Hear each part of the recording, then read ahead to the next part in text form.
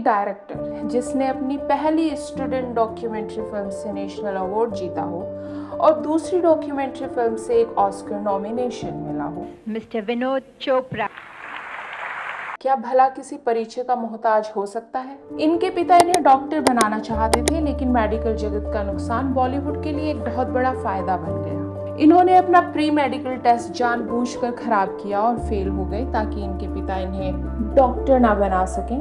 लेकिन अपनी यूनिवर्सिटी इन्होंने टॉप की, इकोनॉमिक्स ऑनर्स फर्स्ट क्लास में पास किया और वे 250 रुपये जो इन्हें स्कॉलरशिप से मिले भारत सरकार की तरफ से, उससे उन्होंने नेशनल फिल्म इंस्टीट्यूट में दाखिला ले लिया। हम बात कर रहे हैं विधु विनोद चोपड़ा की। श्रीनगर में जन्मे विधु विनोद चोपड़ा के परिवार का फिल्मों से कोई लेना देना नहीं था, लेकिन बचपन से ही फिल्में बनाने की उनकी तमन्ना थी। पेशावर से श्रीनगर आए उनके माँ बाप को यह आइडिया पसंद नहीं था, क्योंकि उनके पास ना तो पैसे थे और ना ही इतने संसाधन कि अपने बेटे को मुंबई भेज सकें। दूसरे, समाज का भी डर था। विधु विनोद चोपड़ा ने एक बार कहा भी कि 3 इडियट्स में जब माधवन अपने पिता को कहते हैं कि मुझे फर्क नहीं पड़ता कि कपूर साहब क्या सोचेंगे, वह कपूर साहब मेरे घर के सामने रहते थे। लेकिन फिर वही हुआ जो हर महान शख्सियत की जिंदगी में होता आया है। कुछ ऐसे कदम जो बोल्ड थे, रिस्की थे, सब कुछ दांव पर लगाकर उठाए गए थे, लेकिन जैसा कहा जाता है, रेस्ट इज हिस्ट्री। डॉक्टर बनने से बचे और नेशनल स्कूल में भी आए, लेकिन कुछ ज्यादा कमाल वहां किया नहीं। खुद चोपड़ा के शब्दों में, नेशनल फिल्म स्कूल ने डिप्लोमा दिया क्योंकि डॉक्यूमेंट्री फिल्म ऑस्कर में नॉमिनेटेड हो गई थी और पहली फिल्म को नेशनल अवार्ड मिल गया था।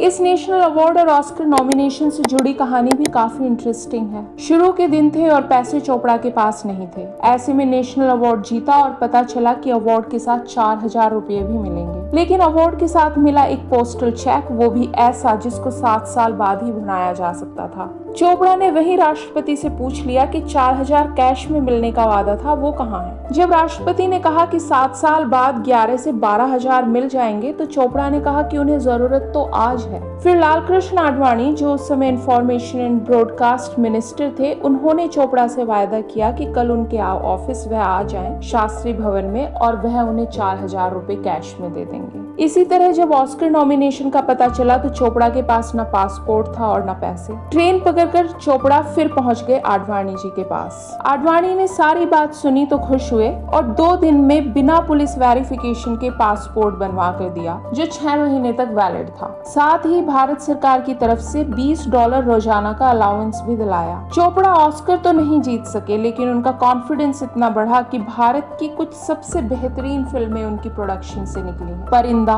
1942 a love story, Shikara, mission Kashmir, Munna Bhai series और अभी हाल ही में रिलीज हुई फिल्म 12वीं फेल। अपने करियर में 4 नेशनल अवार्ड्स और 10 फिल्म फेयर अवार्ड जीतने वाले विधु विनोद चोपड़ा के बैनर से कुछ बेहद उत्कृष्ट अभिनय वाली फिल्में निकली हैं। खामोश, शबाना आजमी, अमोल पालेकर, नसरुद्दीन शाह और पंकज कपूर अभिनीत कश्मीर की पृष्ठभूमि पर बनी थ्रिलर मूवी है और आज भी अपने जॉनर की सबसे बेहतरीन फिल्मों में से एक मानी जाती है। परिंदा नाना पाटेकर के करियर का भी मील का पत्थर है और विधु विनोद चोपड़ा के करियर का भी। खुद विधु विनोद चोपड़ा ने बताया कि इस फिल्म के सेट पर नाना पाटेकर से कई बार उनकी लड़ाई हुई, गाली गलौज हुई, बात हाथापाई तक भी पहुंच गई। एक बार चोपड़ा ने हाथापाई में पाटेकर का कुर्ता फाड़ दिया, जिसे वह अगले सीन में पहनने वाले थे। नाना पाटेकर का फिल्म में वह सीन फिर बनियान में फिल्माया गया क्योंकि कुर्ता तो फट गया था। फिल्म के सेट की सुरक्षा में लगे पुलिस कर्मियों ने भी इन्हें लानत मलामत करते हुए कहा कि हम आपकी सुरक्षा के लिए यहाँ पर खड़े हैं और आप लोग आपस में ही लड़ रहे हैं।